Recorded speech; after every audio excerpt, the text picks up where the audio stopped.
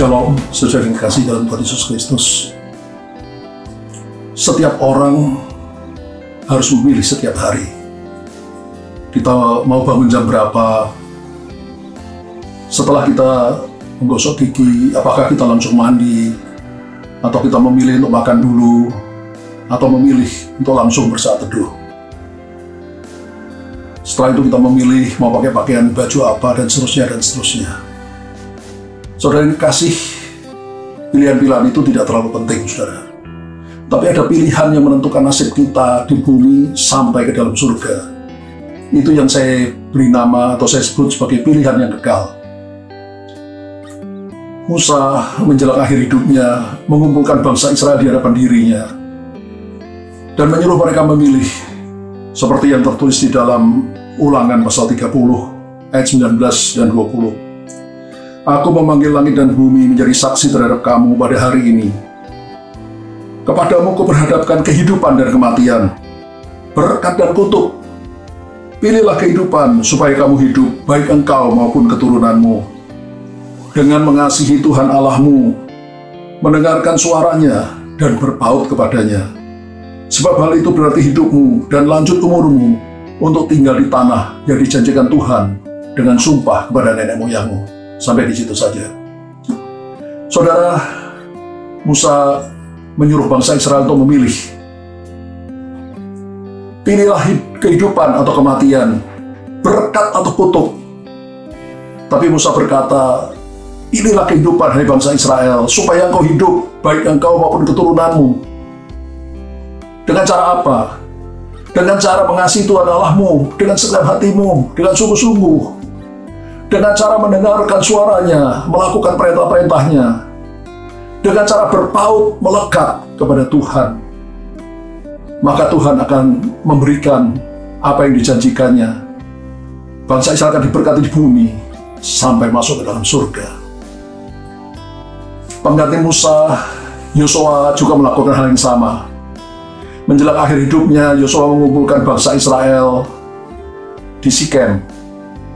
Lalu Yosua berpesan pada bangsa Israel seperti kita baca di dalam Yosua pasal 24 ayat 14 dan 15. Oleh sebab itu takutlah akan Tuhan dan beribadahlah kepadanya dengan tulus ikhlas dan setia. Jauhkanlah Allah yang kepadanya nenek moyangmu beribadah, yaitu para berhala. Dan beribadahlah kepada Tuhan. Tapi jika engkau anggap tidak baik untuk beribadah kepada Tuhan, pilihlah pada hari ini kepada siapa kamu akan beribadah. Allah yang kepadanya nenek moyang beribadah, yaitu para berhala. Tapi aku, kata Yosua, dan seisi rumahku akan memilih beribadah kepada Tuhan. Saudara, sekali lagi, kita semua dihadapkan pada pilihan yang kekal, yang menentukan nasib kita di dalam kekekalan. Bukan hanya kelak di dalam kekekalan, bahkan di bumi ini pun, kalau kita memilih Tuhan, memilih beribadah kepada Tuhan, memilih untuk ikut Tuhan dengan sungguh-sungguh, dengan segenap hati, mengasihi Dia lebih dari apapun juga, maka Tuhan berjanji akan memberkati kita. Dan kalau kita mengajarkan juga pada keturunan kita, keturunan pun kita diberkati. Dan sesudah hidup ini, kita akan menikmati berkat yang kekal, yaitu surga yang mulia. Saudara, saya pun sudah puluhan tahun yang lalu memilih pilihan yang kekal, yaitu mengikut Tuhan dengan segenap hati, bukan yang lain. Dan saya mengajarkannya kepada anak cucu saya, dan saya sungguh-sungguh melihat bagaimana janji Tuhan itu digenapi. Seperti yang tertulis di dalam Mazmur pasal 37 ayat 23 sampai 25. Tuhan menetapkan langkah-langkah orang yang hidupnya berkenan kepadanya. Apabila ia jatuh, tidaklah sampai tergeletak, sebab Tuhan menopang tangannya. Dahulu aku muda, sekarang telah menjadi tua, tapi tidak pernah kulihat orang benar ditinggalkan Tuhan, dan anak cucunya meminta-minta roti.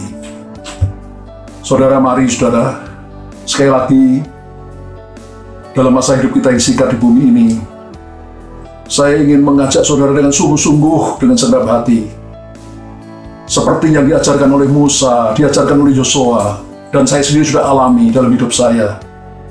Mari memilih Tuhan. Memilih untuk ikut Tuhan dengan sungguh-sungguh, bukan yang lain.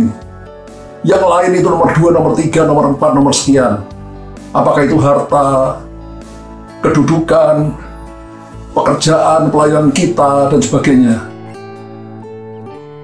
Kita harus menomorsatukan Tuhan dalam hidup kita. Mengasihi Dia dengan segenap hati kita. Mendengarkan suaranya. Melakukan perintah-perintahnya. Melekat kepadanya, berpaut kepadanya. Yaitu dengan cara yang sudah sering kali saya ajarkan. Bersaat teduh tiap hari. Berdoa, memuji, menyembah Dia. Baca firman Tuhan, direnungkan, disimpan dalam hati, lalu dilakukan dalam hidup. Kalau kita berbuat seperti itu, maka pastilah Tuhan akan menggenapi janji-janjinya. Langkah-langkah kita akan ditetapkan, diatur oleh Tuhan.